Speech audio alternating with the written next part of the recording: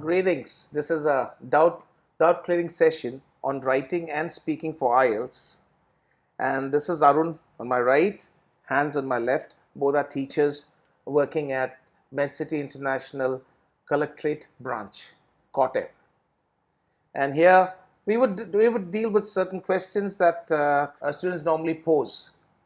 And maybe I'll do my best to answer to the best of my knowledge. So we start with Arun. Okay, now this is a question that I've heard many times from students actually, and they make the same mistake again and again. That is, they go off topic and they lose mark for task achievement. So how do we know that we are answering to the question? So I would like to cite an example, something that I came across yesterday. Okay. The question, writing topic that I gave my students yesterday was food is easy to prepare nowadays, and how does this change helping families and society? So the student of mine wrote the entire essay and gave it to me, and I read. The first part was about how is food prepared easily, and then two paragraphs after came the answer to the question. The question is, how has this change in preparing food maybe helped people? So that is the question that had to be tackled right from the start. So when I asked him, why did you do that? The third came the answer. You know what? Guess it. It is very simple. I covered all parts of the question. I said the first is a statement, the second is a question, and you got to relate the question to the statement. So off topic happens when children try to cover all sides of the question and not look into what the question is. So I have a question here, like how do we understand what the question is, the crux of the question? How do we understand that? Very frankly, if it's do you agree or disagree, that's a task that we have to attain. So what should you agree or disagree to? And then you look at the statement above. And that is where you understand what you should do or what you should really tackle. Children start from the first statement to the question. So they agree or disagree to everything in that question. So you mean to say that we need to form an opinion first? Certainly, you got to form an opinion right from the start. Okay. And what do you call substantiate the opinion in the later paragraphs, and the conclusion maybe give a kind of an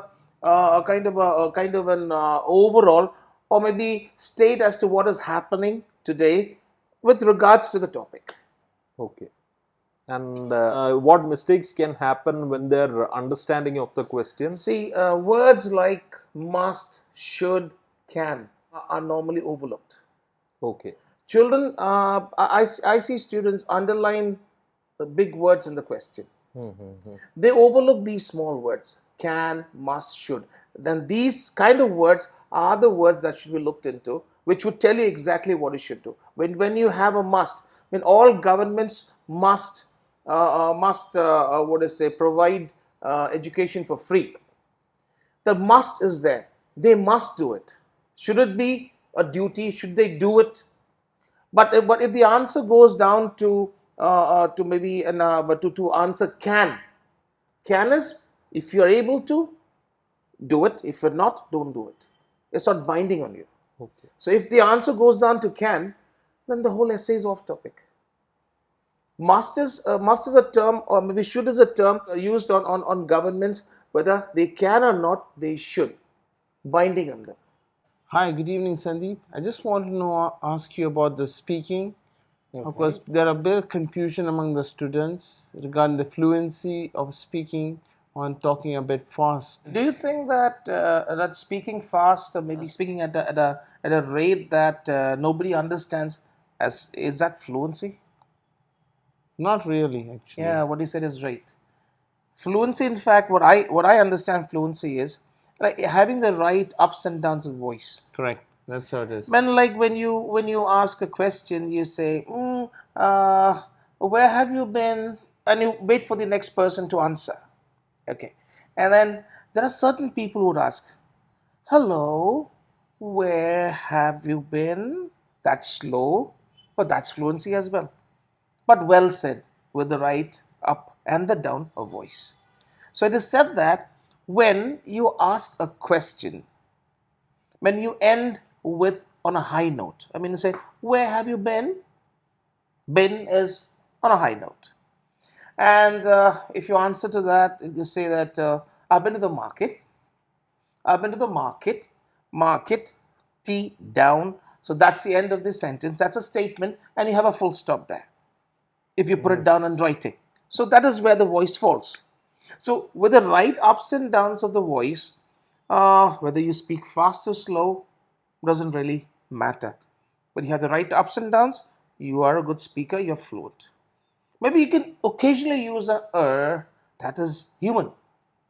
Maybe you could say, where have you, excuse me, where have you been? That is not bad.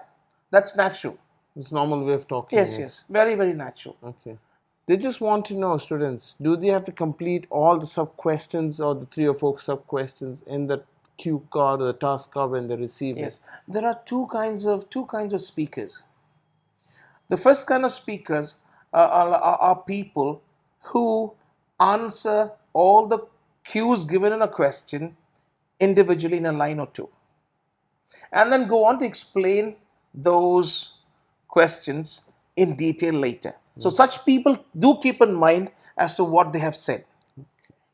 When they keep in mind as to how they answered the questions of the cues initially, and then they go on to expand that. The second class of people are people who have problems with remembering what they've said before. So what they do is they take each cue, answer that, detail it, and they go to the next cue. So all So this anyway is fine. It depends on how the speaker in fact is comfortable with. okay. So, and this is another thing I would like to tell you is many students do feel that the accent Okay. is has to be like, I have to be a Brit, I need to be an American. No, that really doesn't matter. Okay. But the only thing is that no, as long as you're clear, as long as you're neutral, you've got a neutral accent, that's more than enough. For example, you don't need to pronounce the word water as water, as the Americans do, or water, as the British do. Just the Indian way of saying is water is enough. Okay. What if they cannot understand what the person who's examiner is asking any question All right, to okay, them? okay. If students fail to understand a question, they're certainly welcome to ask the examiner, ma'am, could you be kind enough to repeat the question? So if the candidate is expecting the examiner to explain the whole question in a different way, that would certainly not happen. So you just have to be relaxed when you go for the Naturally, exam. that's it. Just be That's relaxed. This is a test of your language. Okay. How well do you throw your language at others? Sure. Maybe, and it's not a test of IQ. When this test doesn't really look into how good is your knowledge about the world. So that has to be kept in mind. You get me Sir, right? I have a doubt, sir. Okay, yes, please. Sir, it's about writing. Okay. It suddenly propped up.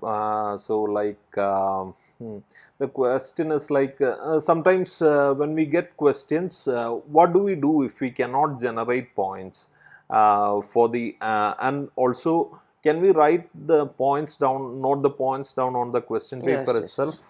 It is a universal what do you call practice, and it's something that is told by teachers from all around the world, that you should brainstorm. When you brainstorm, you should put down your points in a piece of paper.